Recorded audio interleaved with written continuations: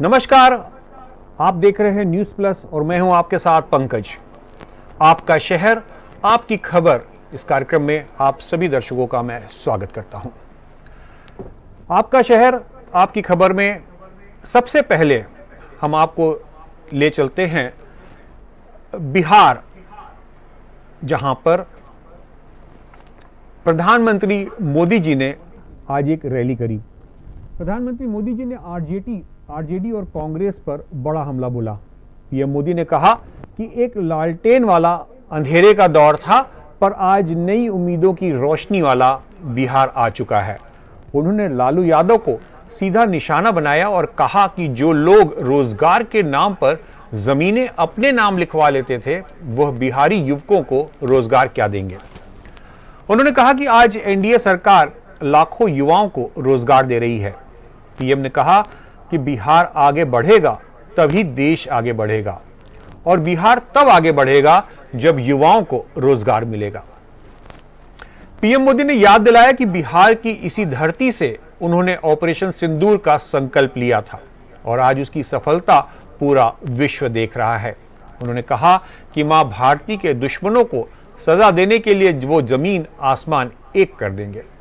प्रधानमंत्री मोदी ने बिहार को 7,196 करोड़ की योजनाओं का तोहफा दिया। उन्होंने बिहार को 4 अमृत भारत ट्रेनों की भी सौगात दी। कई अन्य रेल परियोजनाएं भी शुरू करी। आइए ज्यादा जानकारी के लिए हमारे न्यूज रूम से जोड़ रहे हैं राजवीर सिंह जी। राजवीर सिंह जी, आप सुन पा रहे हैं हमें? जी जी पंकज जी। राजवीर जी, बिहार में चुनावी माहौल के बीच आज मोदी जी की ये रैली है। मोदी जी का मुख्य फोकस किस विषय पे रहा? देखिए पंकज जी, बता दें आपको, इस बार का प्रधानमंत्री के दौरा कुछ अलग अंदाज में दिखा। उनका अंदाज भी अलग था और इस बार उन्होंने विपक्ष पर उतना हमला नहीं बोला। इस तरह पहले की रैलियों में वो सीधे हमला बोलते रहे। इस बार उनका फोकस रहा बिहार के विकास और खासकर युवाओं के रोजगार पर। उन्होंने बताया कैसे वो बिहार को पश्चिमी प्रदेशों के शहरों मुंबई, सूरत और गुरुग्राम की तरह विकसित करना चाहते हैं। कैसे वो बिहार को एक चमक दमक के साथ मुंबई की तरह देखना चाहते हैं। राजवीर जी, उन्होंने हमेशा की तरह लालू राज के गुंडा राज और अपराध का जिक्र नहीं किया अपनी पूरी रैली के दौरान। बिल्कुल आप सही कह रहे हैं। शायद इस समय नीतीश की सरकार खुद अपराधों के बीच घिरी हुई है। ताबड़तोड़ हत्याएं हो रही हैं, विपक्ष हमलावर है और अब तो विपक्ष ये कहने लगा है ये नीतीश राज नहीं, महाजंगल राज है।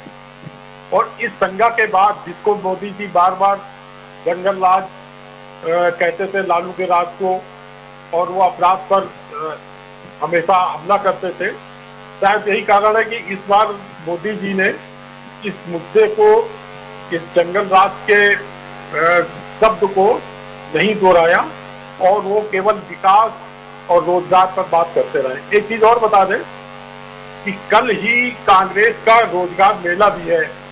शायद इसलिए उनके भाषण में और नीतीश जी के दोनों के भाषण में रोजगार पर ज्यादा फोकस था। राजवीर जी, एक चीज पूछना चाहूंगा, इन दिनों बिहार में जो है वो नीतीश जी के सुशासन के ऊपर बड़ी उंगलियां उठ रही हैं। विगत दिनों में हुए जो घटनाक्रम है, अपराध से संबंधित जो घटनाक्रम रहे, उस पर भी काफी प्रश्न चिन्ह उठाए जा रहे थे। मंच पे सीएम नीतीश कुमार भी मौजूद रहे। क्या हाव भाव देखने को मिले उनके? निश्चित रूप से नीतीश जी जो देखने को मिला, जो उनका बॉडी लैंग्वेज थी, वो कहीं न कहीं दबाव में दिख रहे थे। पटना में लगातार हत्याएं, पहले 3 कारोबारियों की हत्या, फिर भाजपा नेता की हत्या, एक वकील की हत्या, जज की हत्या और इसके बाद अब एक अस्पताल में घुसकर गैंगस्टर की हत्या। ये सारे जो हत्याएं हैं, ये जो अपराध है और अब जो गैंगवार शुरू हुआ है, उससे नीतीश जी कहीं न कहीं थोड़ा सा अपने को थोड़ा सा असहमत महसूस कर रहे थे और उनको अब लग रहा है कि उनकी नैया बिहार में प्रधानमंत्री मोदी ही पार लगा सकते हैं और ये मंच से दिखा भी। शायद इसीलिए उन्होंने प्रधानमंत्री को धन्यवाद पर इतना फोकस किया कि हाथ जोड़कर उनकी तरफ खड़े हुए और कहा मैं उनको नमन करता हूं, उनको धन्यवाद देता हूं जो बिहार के लिए बहुत काम कर रहे हैं। चलिए, बिहार की ये राजनीति है, अभी आने वाले समय में ऐसे बहुत सारे चीजें हम लोगों को देखने को मिलेंगी। फिलहाल अभी बीजेपी या एनडीए की तरफ से भी सीएम का चेहरा डिक्लेयर नहीं किया गया है, फिर भी नीतीश कुमार ये मान के चल रहे होंगे कि आने वाले चुनाव में वो सीएम के पद के लिए प्रमुख दावेदार होंगे। आप नजर बनाए रखिएगा राजवीर जी, आपसे फिर बात करूंगा। धन्यवाद। शहर आपका, खबर आपकी में अब अगली खबर लेते हैं मैनपुरी से, जहां से एक गंभीर खबर आई है, जहां एक हनुमान भक्त मुस्लिम युवक को तेजाब से नहला दिया गया। करहल थाने के मोहल्ला कानून गोयान में रहने वाले नौशाद को न केवल बुरी तरह पीटा गया बल्कि तेजाब से नहलाकर मारने की कोशिश भी की गई। इसके पहले उसके खिलाफ एक मस्जिद में चोरी का केस दर्ज कराया गया था। इस केस में वो कचहरी जा रहा था, रास्ते में रोककर उसे पीट कर मरणासन्न कर दिया गया और फिर उसे तेजाब से जलाने की कोशिश की गई, जिसमें वो बुरी तरह झुलस गया। नौशाद ने कुछ माह पहले एक वीडियो सोशल मीडिया पर जारी कर अपने को हनुमान भक्त बताया था। वीडियो में उसने कहा, सनातन धर्म 1400 साल पुराना है, पहले मुसलमान धर्म नहीं था, यह तो बाद में बना। नौशाद की जगह उसने अपना नाम अभिषेक बताया और कहा कि उसे अब इसी नाम से जाना जाए। वीडियो में वो ये कहता दिख रहा है कि माँ के पेट से सभी हिंदू पैदा होते हैं, वो तो बाद में उसे मुसलमान बना दिया जाता है। उसने न्यूज़ प्लस से बात करते हुए स्वीकार किया कि मुस्लिम धर्म पर उसने कुछ टिप्पणी की थी, जिसके कारण हमला करने वाले उससे चिढ़ते थे और उसे मारना चाहते थे। इस पूरे घटनाक्रम पर खबर पर हमारी जानकारी देने के लिए हमारे साथ जुड़ चुके हैं मैनपुरी से हमारे संवाददाता चंद्रजीत। चंद्रजीत जी, आप सुन पा रहे हैं हमको? जी चंद्रजीत जी, बताइए कि क्या पूरा मामला है, ये युवक ने वीडियो कब वायरल किया था? देखिए बताता हूँ, ये वीडियो जो है वो कई माह पुराना है और ये जो वीडियो उसने वायरल किया था, तो ये नौशाद का कहना है कि इसी को लेकर हमारे ऊपर जो दीवानी के पास हमला किया गया था, वो उसकी वजह से, उसकी यही वजह थी कि मेरे ऊपर हमला हुआ है। जी, वो ये कह रहा है कि उसके ऊपर एक मुकदमा भी दर्ज कराया गया। क्या आपको पता है कि वो मुकदमा क्या है? जी आपको बता दें, ये मस्जिद में चोरी का जो उसने नौशाद ने बताया कि एक मस्जिद में चोरी के मामले में उसको फंसा गया था और उसी सिलसिले में वह दीवानी में तारीख करने जा रहा था, हाजिर होने जा रहा था कि उसी दौरान ये जो वकील पुत्र असीम और इनके साथी ने उसके ऊपर मारपीट की और मरणासन अवस्था में छोड़ दिया और उसके ऊपर ऐसे से अटैक कर दिया।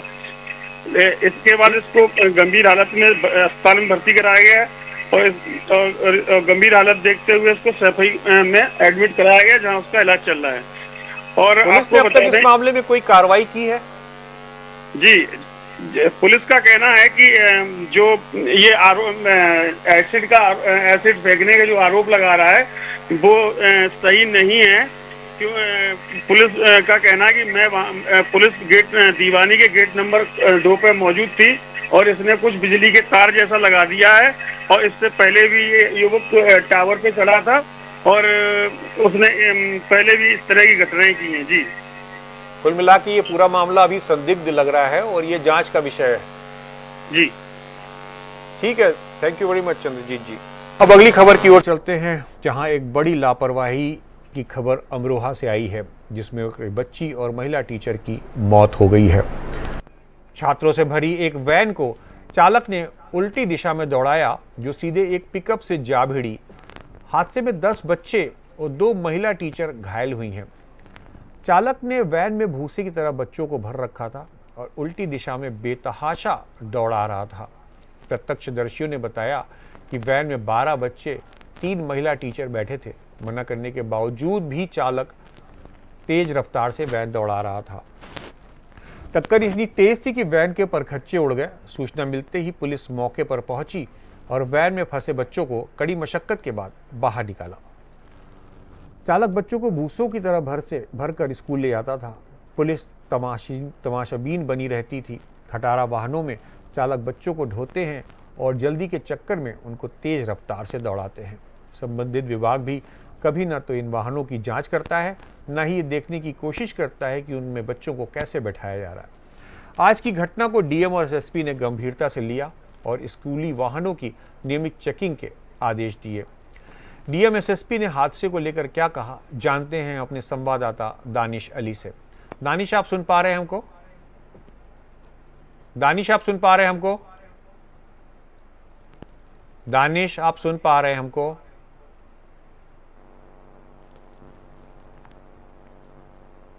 दानिश हमसे शायद संपर्क नहीं हो पा रहा, दानिश अपडेट नहीं कर पा रहे। कुल मिलाकर ये एक लापरवाही भरी घटना है जो कि अमरोहा से आई है और इसमें एक स्कूली वैन जिसमें कि बच्चों को बड़े गंदे तरीके से भरा जा रहा था और चल रहे थे और उल्टी दिशा से आ रहे थे, जिस पे जो है ये एक्सीडेंट की घटना हुई। हमारे साथ दानिश जुड़ चुके हैं। दानिश, आप सुन पा रहे हैं हमको? जी सुन पा रहा हूँ। दानिश, ये जो आज अमरोहा में ये जो हादसा हुआ है उस पे घटनाक्रम क्या था, ये कैसे हुआ इतनी बड़ी लापरवाही से घटना? जी बात मैं आपको बता दूं, ये पूरा मामला अमरोहा जिले के हसनपुर कोतवाली के आगापुर के स्थित के पास का मामला है, जहां सुबेरे एक स्कूल पे भरी वैन बच्चों की स्कूल ले जा रही थी। तभी आगे से एक पिकअप तेज रफ्तार गाड़ी ने जोरदार टक्कर मार दी। टक्कर इतनी जोरदार थी कि वैन के परखच्चे उड़ गए, जिसमें एक छात्रा की मौत, एक बच्ची की मौत हो गई, जिस पर वह एक टीचर की, अन्य 12 लोग घायल हुए इसमें। दानिश, ये बताइए कि इस पूरे घटनाक्रम पर जो प्रशासनिक अधिकारी हैं, पुलिस और डीएम, उनका क्या कहना है? जी मैं आपको बता दूं, डीएम और एसएसपी ने घायलों का हाल जानना, जिला अस्पताल जाना और उसके बाद में आरटीओ डीएम ने आरटीओ ऑफिस से जवाब तलब किया है कि ऐसे वाहन कितने चल रहे हैं, मतलब जो बच्चों को ढोकर ले जाते हैं। और इसमें खास बात यह है कि वैन पर स्कूल का नाम भी लिखा हुआ नहीं था। तो दानिश, ये क्या जो घटना हुई है इसको गंभीरता से लिया गया है? क्या आने वाले समय में आपको लगता है कि इस तरीके की घटना की पुनरावृत्ति नहीं होगी? उसके लिए प्रशासन ने क्या कदम उठाए हैं? जी मैं बता दूं, आगे प्रशासन ने सख्त कुछ निर्देश दिए हैं, जिससे एसपी और डीएम ने दोनों ने अपने अपने विभागों को निर्देश दिए। आगे जो कोई इस तरह की घटना सामने ना आए, वाहन चालकों के चेकिंग के लिए आदेश दिए हैं और स्कूल के जितने भी ऐसे वाहन चल रहे हैं उनको चेक करने के आदेश दिए डीएम ने। चलिए ठीक है दानिश, आप इस खबर पर नजर बनाए रखिएगा और घटनाक्रम अगर होता है तो हम आपसे बात करेंगे। शहर आपका, खबर आपकी, इस कार्यक्रम में आज बस इतना ही। आप देखते रहिए न्यूज़ प्लस। अगली मुलाकात फिर होगी, तब तक के लिए नमस्कार।